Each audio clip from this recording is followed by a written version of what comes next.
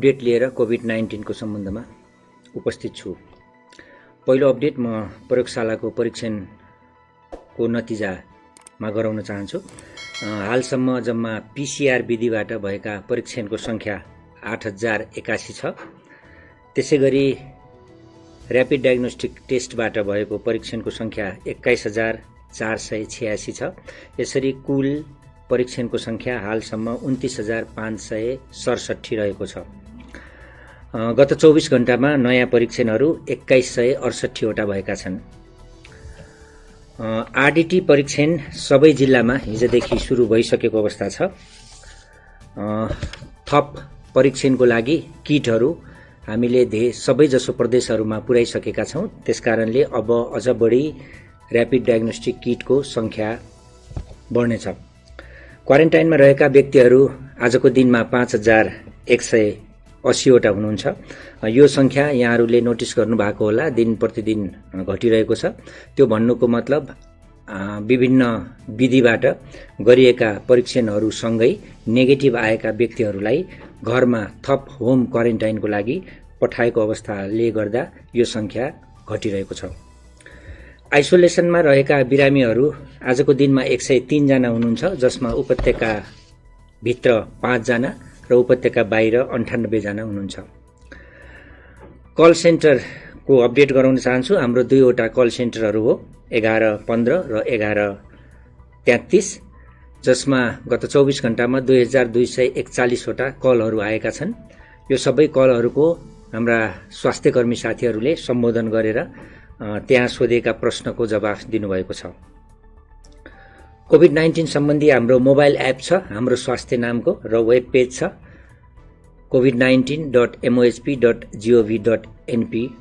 यो दुईवटा एपहरूमा सो मूल्याङ्कनको लागि क्वारेन्टाइनमा रहेका व्यक्तिहरूले गरेको इन्ट्रीको संख्या हालसम्म 20,834 पुगेको छ।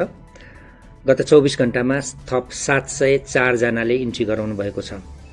त्यसैगरी रेड जोनमा पर्नु भएको व्यक्तिहरूको संख्या, जो व्यक्तिहरू सम्भावित संक्रमित हुन सक्नुहुन्छ, जसलाई खोकी लागेको छ, ज्वरो आएको छ, बाहिरको यात्राबाट आउनु भएको छ, त्यस्ता व्यक्तिहरूको संख्या हालसम्म 260 पुगेको छ र गत 24 घण्टामा थप 6 जना यो जोनमा, यो रेड जोनमा आउनु भएको छ। यहाँहरूको ट्रेसिङ गर्ने कार्य हाम्रो सम्बन्धित महाशाखाबाट भइरहेको छ। केही क्रियाकलापहरूको बारेमा अपडेट गराउन चाहन्छु। कोभिड-19 को लागि धौलागिरी अस्पताल बागलुङमा उपचारमा रहेकी 65 वर्षीय महिलाको जुन हिज नेगेटिभ रिपोर्ट आए पश्चात हिज साँझ अस्पतालबाट डिस्चार्ज हुनुभएको छ। त्यसैगरी आज सेती अस्पतालमा उपचारको क्रममा रहनुभएका 21 वर्षीय पुरुषको पनि पीसीआर विधिबाट नेगेटिभ आए पश्चात अहिले डिस्चार्ज हुनुहुँदैछ। भेरी अस्पताल नेपालगञ्जमा पनि पीसीआर टेस्ट सुरु भएको छ आजदेखि। अहिले त्यहाँ 8 वटा नमुनाहरू रन भइरहेको अवस्था छ। यो सँगै नेपालको विभिन्न ठाउँमा गरेर जम्मा 15 वटा प्रयोगशालाबाट कोभिड-19 को पीसीआर टेस्ट सुरु भएको छ। उदयपुरको केसको इन्भेस्टिगेसन र कन्ट्याक्ट ट्रेसिङ भइरहेको छ र हिजो गएको टोलीले शंकास्पद रहेका 69 जनाको आरटीपीसीआर परीक्षणको लागि नमुना संकलन गरिसकेको छ भने आज सीसीएमसी मार्फत नेपाली सेनाको हेलिकप्टर प्रयोग गरेर त्यहाँ नमुना संकलनको लागि टोली गइसकेको अवस्था छ। अहिले नमुना संकलन कार्य भइरहेको छ। करिब 250 भन्दा बढी नमुना संकलन गर्ने लक्ष्य लिएको छ। अहिलेसम्म देशका विभिन्न प्रयोगशालामा भएका परीक्षणको नतिजाको क्रस भेरिफिकेसन यहाँहरूले धेरै पटक जिज्ञासा राख्नु भएको थियो कि प्रदेशमा भएका प्रयोगशालामा हुने पीसीआर प्रविधिको परीक्षणमा नमुना पोजिटिभ आएको खण्डमा फेरि यहाँ राष्ट्रिय जनस्वास्थ्य प्रयोगशालामा त्यसको पुनः परीक्षण गरिन्छ। त्यसले गर्दा ढिलाइ पनि हुने र किन गर्नु परेको भन्ने कुरा पनि धेरै आएको थियो। त्यो भनेको केस भेरिफिकेसन हो। एउटा मसिनबाट गर्दा अर्को मसिनमा पनि त्यो टेस्ट गर्नुपर्ने हुन्छ केही समयको लागि। त्यो भेरिफिकेसनको दायरा हामीले फराकिलो गरेका छौं। अब उपरान्त पश्चिममा भेरी अस्पतालमा र पूर्वमा बीपी कोइराला स्वास्थ्य विज्ञान प्रतिष्ठानमा त्यो बाहेक अन्यत्र ठाउँबाट आउने पीसीआर पोजिटिभहरू त्यहाँ भेरिफिकेसन भए पश्चात नमुना पोजिटिभ भनेर घोषणा गरिनेछ। त्यसले गर्दाखेरि हामीलाई काम गर्न सहज हुनेछ। संक्रमित व्यक्तिहरूको विवरणमा हालको अद्यावधिक विवरण अनुसार कोभिड-19 को जम्मा पुष्टि भएको संक्रमितको संख्या 31 हो। हिजो मात्र एकजना उदयपुर जिल्लाका 65 वर्षीय पुरुषमा पीसीआर पोजिटिभ देखिएको थियो। यो केसको पनि इन्भेस्टिगेसन र कन्ट्याक्ट ट्रेसिङ सुरु गरिसकिएको छ र कुल संक्रमित 31 जना मध्ये 4 जना निको भई घर फर्किएका, जसमध्ये अन्तिम डिस्चार्जको क्रममा अहिले हुनुहुन्छ र अन्य 27 जना विभिन्न अस्पतालमा उपचार भइरहेको छ। टेकुमा 1 जना, पाटनमा 2 जना, बागलुङमा 1 जना, धनगढीमा 4 जना, वीरगञ्जमा 4 जना, भरतपुरमा 2 जना र विराटनगरमा 13 जना। सबैको स्वास्थ्य स्थिति सामान्य रहेको छ। मैले आजको अनुरोधमा कोरोना संक्रमण सन्चो भएर निको भएर स्वास्थ्य लाभ गर्नुभएका व्यक्तिहरू जो हिजो टेकुबाट 1 जना र धौलागिरी अस्पतालबाट 1 जना डिस्चार्ज हुनुभयो र सेतीबाट आज 1 जना थप डिस्चार्ज हुनुहुँदैछ। उहाँहरूको उपचारमा संलग्न रहनुभएका चिकित्सक, नर्स, स्वास्थ्यकर्मी लगायत प्रत्यक्ष तथा अप्रत्यक्ष रूपमा संलग्न सम्पूर्ण महानुभावहरूलाई हामी धन्यवाद दिन चाहन्छौँ र स्वास्थ्य लाभ गरी फर्कनुभएकाहरूलाई बधाई पनि दिन चाहन्छौँ। यस सँगसँगै केही कुराहरू पनि पुष्टि भएका छन्, जस्तै काठमाडौँ उपत्यका बाहिरका अस्पतालहरूमा कोभिड-19 को उपचार भयो। हामी त्यो हिसाबले पनि आफ्नो कन्ट्रीलाई सक्षम बनाउँदैछौँ। सम्बन्धित प्रदेश र स्थानीय तहलाई हामी धन्यवाद भन्नुपर्छ, उहाँहरूको ठुलो योगदान पनि छ।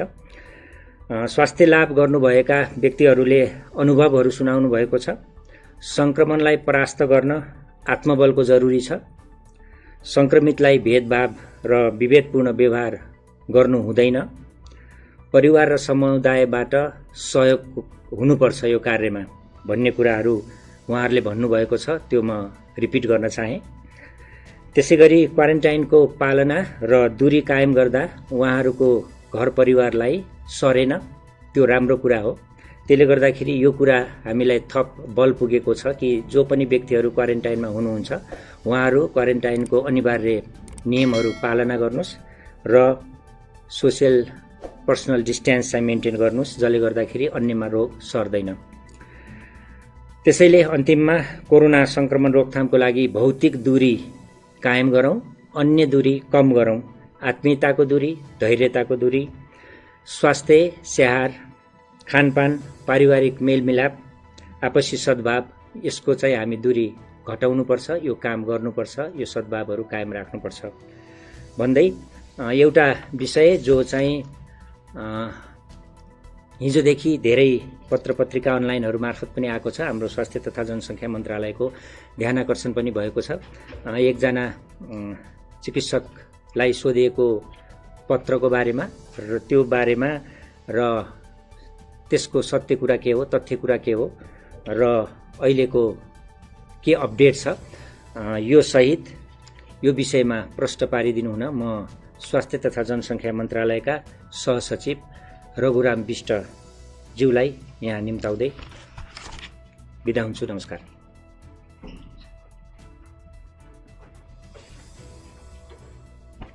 नमस्कार।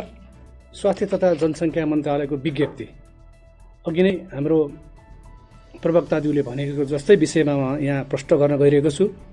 यस मन्त्रालयबाट शुक्रबार ट्रपिकल तथा सौररोग अस्पताललाई त्यहाँ कार्यरत प्रमुख मेडिकल अधिकारी रिसर्चर PhD नवत डाक्टर शेरबहादुर पुनलाई अस्पतालको काममा बाधा नपर्ने गरी कोभिड-19 मा मन्त्रालयले सञ्चालन गरेको अभियानमा सहयोग पुर्याउन उपस्थित गराइदिन भनी पत्राचार गरेकोमा सत्य तथ्य नबुझी हाल अनलाइन पत्रपत्रिका, टेलिभिजनमा समाचार प्रसारण भएको सन्दर्भमा यस मन्त्रालयको ध्यान आकर्षण भएको छ। प्रमुख मेडिकल अधिकारी श्री पुनले समेत आफूले पत्र नपाएको भनी मिडियालाई बताउनु भएको सन्दर्भमा मिडियाहरूले उहाँको भनाइ नै खण्डन हुने गरी मन्त्रालयको पत्रमा उहाँलाई स्पष्ट सोधेको भनी कपोकल्पित समाचार प्रसारण गर्नु खेदपूर्ण छ। यस सम्बन्धमा हिजो मिति 77/1/6 गते नै मन्त्रालयबाट सूचना जारी भइरहेको बेहोरा अवगत गराइन्छ।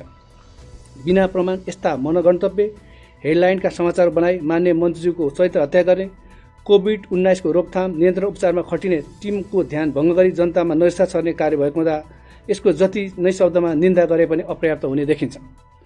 कोभिड-19 को जोखिमले सारा विश्व अस्तव्यस्त भइरहेको समयमा पनि यस मन्त्रालयको उच्च स्तरको टिम अहोरात्र कोभिड-19 को उपचार र रोकथाममा खटिरहेको बेला बिना तथ्य, बिना प्रमाण गालीका तुच्छ शब्दहरू प्रयोग गरी व्यक्तिको मनोबल गिराउने र समाजमा नकारात्मक सन्देश जाने समाचार सम्प्रेषण गर्ने कार्य पटक पटक भइरहेको हुँदा अबदेखि समाचार प्रसारण गर्दा पर्याप्त प्रमाणसहित मात्र गरिदिनु हुन समेत जानकारी गराइन्छ। साथै यस्तो विषम परिस्थितिमा सबैले आफ्नो ठाउँबाट सामाजिक उत्तरदायित्व वहन गरी दिनुहुन समेत विनम्र अनुरोध गरिन्छ।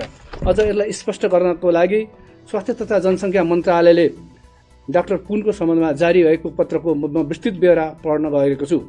नेपाल सरकार स्वास्थ्य तथा जनसङ्ख्या मन्त्रालय कर्मचारी प्रशासन शाखा चलान नम्बर 4013 मिति 77/1/5 विषय उपस्थित हुन पठाउने सम्बन्धमा शिशुकुरा टपिकल तथा सरोग अस्पताल टेकु काठमाडौँ प्रस्तुत विषयमा तहाँ कार्यरत प्रमुख मेडिकल अधिकृत रिसर्चर PhD नहुँ त डाक्टर शेरबहादुर पुनलाई तहाँको काममा बाधा नपर्ने गरी कोभिड-19 मन्त्रालयले सञ्चालन गरेको अभियानमा सहयोग पुर्याउने कामका लागि यस मन्त्रालय उपस्थित हुन पठाइदिन हुन यस मन्त्रालयको सचिव स्तर मिति 77/1/5 को निर्णय अनुरोध गरिन्छ।